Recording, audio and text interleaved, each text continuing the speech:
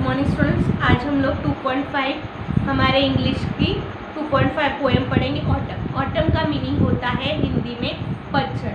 पतझड़ वो सीज़न होता है जब पेड़ों पे के सारे पत्ते गिर जाते हैं।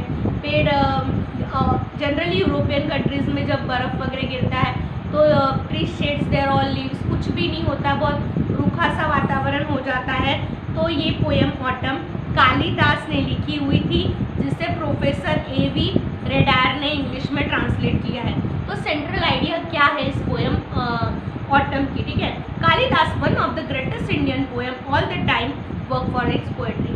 कालिदास ये हमारे हिंदी इसके या संस्कृत लिटरेचर के एक बहुत महान काव्य रचनाकार थे।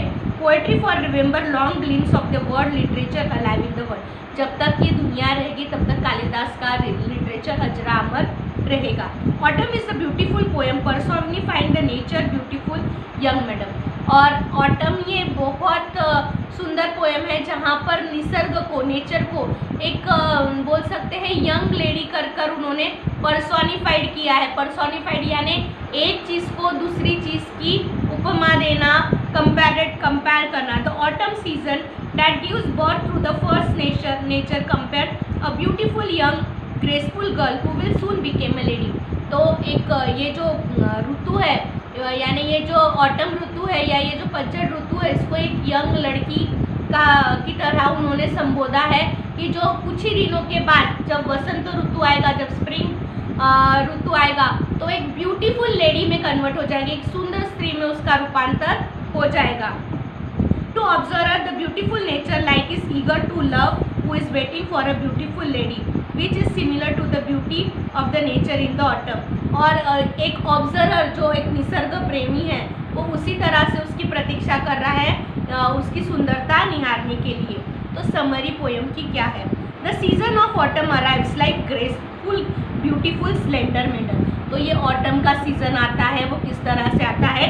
एक सुंदर ग्रेसफुल का मीनिंग होता है जिसमें नज़ाकत है, जिसमें ग्रेस है, ठीक है ना। ब्यूटीफुल स्लेंडर का मीनिंग एक दुबली पतली यंग गर्ल की तरह। The beautiful lilies of a tender rice stems adorn her hair.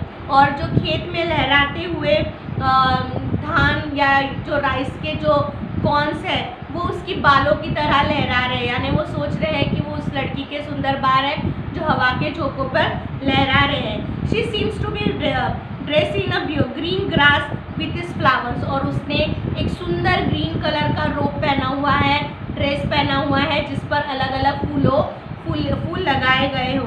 Her swaying movement is graceful work welcome the birds and they are happy wooing the sounds like twinkling song of the sweet bracelet. और वो जो लहरा कर आ रही है, जो बलखा कर वो चलती आ रही है, तो उसके चलने की नज़ाकत देखकर पक्षी चहचहा रहे हैं, अपना आवाज़ एक्सप्रेस कर रहे हैं। At the night a beautiful crown of stars seems to adorn a beautiful lady.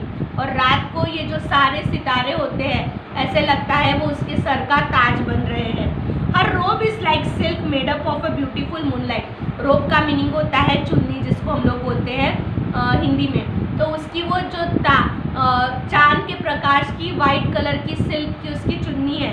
This autumn made with her bewitching smile soon will grow up even more beautiful women.